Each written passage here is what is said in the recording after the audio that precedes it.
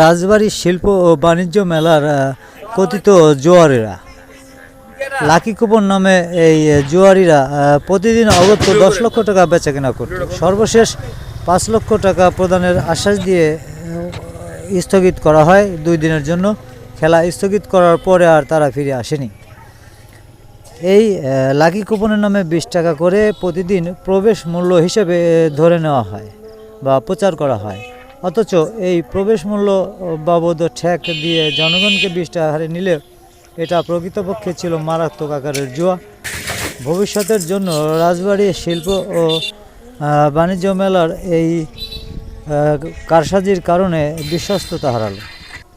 প্রতিদিন school college পড়ুয়া ছাত্রছাত্রীরা পড়াশোনা ফাঁকি দিয়ে এই মেলা এলাকায় ঘোরাঘোরা করছে এবং রাতে লাকি কুপনের নামে এই জুয়া ড্র হতো, তারা এখন পালিয়েছে।